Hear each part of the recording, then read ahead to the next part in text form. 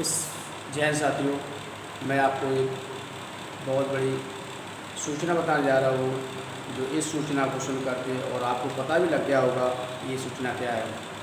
सरकार ने एक अग्निपथ योजना जो लागू की है, ये फौजियों के लिए लागू की है। इस अग्निपथ योजना में छात्र, हमारे नौजवान बहुत निराश हैं, बहुत आक्रोश में हैं कि सरकार ने इस योजना को जो हमारे नौजवान साथियों, हमारे फौजी साथियों से बहुत बड़ा धोखा किया।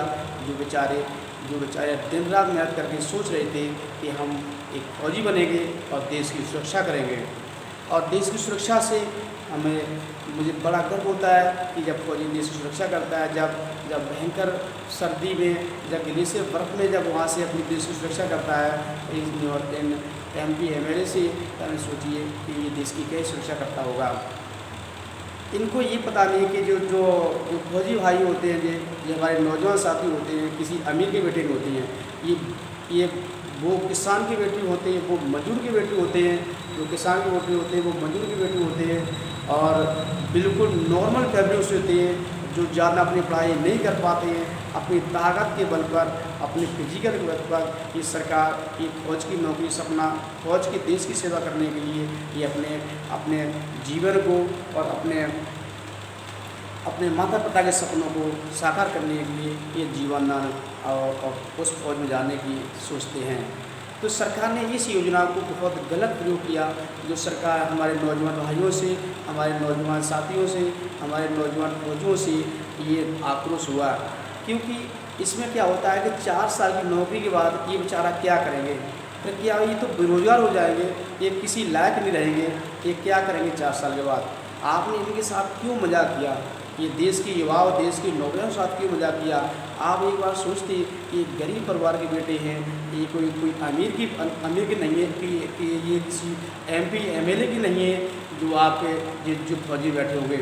आप तो बड़ी AC में बैठे रहते हैंगे और ये बेचारे क्या करेंगे? ये तो भयंकर धूप में भी होते हैंगे और भयंकर बर्फ़ में भी होते हैंगे। फिर ये बात सोचिए आप, जो ये बात दिन रात मेहनत करके एक फौजी का सपना बनने की सोच रहा है, आज आपने उनके सपनों को अधूरा कर दिया। 4 साल के बाद ये युवा बेरोजगार हो जाएगा। फिर ये युवा कहाँ जाएगा बेचारा? 4 साल में एक युवा ने अपनी पढ़ाई के लिए इतना खर्च प्राप्त करते हैं और उसके बाद इस युवा जो हैं बेचारे रात दिन मेहनत करके इस वर्दी के सपनों को रूप देते हैं। और तुम्हें सुनेंगे, आप लोग बताएंगे आप क्या किया कोरोना काल में आपने 3 से 4 साल में कोई आर्मी भर्ती नहीं दी, कोई फौज की भर्ती नहीं दी आपने। तो बेचारे ये युवा बूढ़े तो होंगे, ये युवा अपने यूज तो होंगे, फौज तो बूढ़ी होगी। आप कह रहे कि मैं नौजवान बनूंगा। नौजवान कहाँ से बनोगे आप? जब 4-4, 5-5 साल से आप नौकरी दे रहे होगे सरकार को, ये नौजवान बेचारा कहाँ जाए, कहाँ घूमने जाए नौजवान? आप तो क्या करते होंगे? आपका चुनाव आ जाएगा 6 महीने के अंदर, 3 महीने के अंदर आप चुनाव निकाल लेते हैं अपना। सब भयंकर कोरोना काल में भी अपना चुनाव करेंगे, बड़ी रैलियाँ करवाएंगे आप लोग। और इसको इन रोजगार युवाओं के लिए आपने कुछ सोचा? चुनाव होगा, आप 2 से 3 महीने के अंदर चुनाव करवा लेंगे, 6 महीने के अंदर सरकार बना लेंगे आप। और युवाओं के लिए बोलते हैं कि मेरे देश के नौजवानों के लिए बोलते हैं कि कोरोना काल है, वैकेंसी नहीं दे पाई। मैं जब समझूँ आपको कि जब आपका भी चुनाव टल जाए, जब आप अपना चुनाव टाल नहीं सकते। मैं मानता हूँ कि चुनाव कोरोना काल था, तो आप थोड़े बच्चे लेके आते, थोड़े बच्चों को आप पढ़ाते। 3 से 4 साल के बीच में आपने कोई नौकरी दी है। एक बार बेचारा बहुत परेशान था, अपनी तैयारी में कहा था कि वैकेंसी आएगी, हम तैयारी करेंगे। आर्मी के साथ आपने इतना बड़ा खिलवाड़ किया, ये बहुत गलत बात हो रही है आप लोगों ने।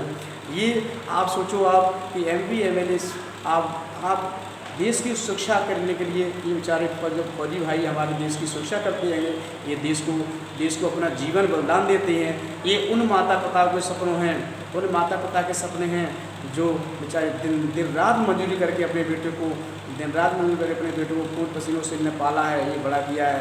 ये देश की जान न्यौछावर करने के लिए, अपनी जी जान लगाने के लिए तैयार हैं। आज उनके साथ आपने बहुत बड़ा धोखा किया है। वो मैं आपसे सरकार से हाथ जोड़कर विनती करता हूँ कि इन नौजवान भाइयों को, इन नौजवान साथियों को आप कुछ तो करिए, इनके साथ कुछ करिए। ये बेचारे अपनी जान की बाजी भी लगा रहे हैं और ये अपने जान भी खो रहे हैं। मैं उन युवाओं से, नौजवान साथियों से हाथ जोड़ के बार बार विनती करता हूँ कि प्लीज़ आपसे रिक्वेस्ट है कि आप अपनी जान की बाजी मत लगाएं, इस देश के पीछे जान की बाजी मत लगाएं। इसलिए अपने माता पिता के सपनों को देखें, अपने माता पिता के को देखें, उन माता पिताओं के कंधों को बने। आप बेपुनी में अपनी जान मत गंवाएं, क्योंकि ये शरीर जो भगवान ने दिया है ये बहुत कीमती शरीर है। इस कीमती को बेवजह आप मत ख़त्म करें, क्योंकि आपके किसी बहुत सपने हैं, इन माता पिताओं के सपने हैं, इन माता पिता के सपनों को साकार करें। आप सरकार से मैं आग्रह करूँ, सरकार से मैं हाथ जोड़कर विनती करता हूँ कि आप ज़रूर इन नौजवान साथियों के लिए कुछ सोचें, कुछ ऐसा ठोस कदम चुनें कि ये बेचारे नौजवान साथी हमारे, ये बेचारे भड़क गए हैंगे, ये बेचारे रोड पे भड़क गए हैंगे, ये आतंकवाद के लिए, ये आतंकवाद से आप मुक्ति कराने के लिए, मतलब ये बेचारे जो नौजवान साथी जो हैंगे बेचारे आक्रोश में हैंगे, इनको आप शांत करवाइए, इनको कुछ ऐसा ठोस कदम रखिए जो बेचारे ये आज अपनी शांत हो जाएं और अपनी तैयारी कर जाएं। तो आपसे सरकार से मैं आपसे बार बार विनती करता हूँ तो प्लीज़ कुछ इन नौजवान साथियों के साथ कुछ ऐसा ठोस कदम चुने जो बेचारे नौजवान साथी और अब आज ये अपने रोड पर खड़े होकर के अपनी मांगे पूरी कर रहे हैं, मांग रहे हैं। आप इनकी मांगों को पूरा करें और नौजवान साथियों से मैं हाथ जोड़कर विनती करता हूँ कि आप बेवजह अपनी जान को मत गंवाएं, सरकारी संपत्ति को नष्ट मत करें, क्योंकि सरकारी संपत्ति ये अपनी संपत्ति है। ये सरकारी संपत्ति नष्ट करने से आपको कुछ नहीं मिलेगा। सरकार से ये आग्रह करता हूँ कि नौजवान साथियों को सुरक्षा दें, इनको बेवजह रोड पर उतरने के लिए मजबूर ना करें। आप कुछ ऐसा ठोस कदम चुनें जो सरकारी जो आपके जो नौजवान साथी बेचारे भड़की हैंगे ये शांत हो जाएं। आपसे मैं यही उम्मीद करता हूँ कि आप लोग बहुत अच्छे से अपनी जान को सुरक्षित रखेंगे। Thank you.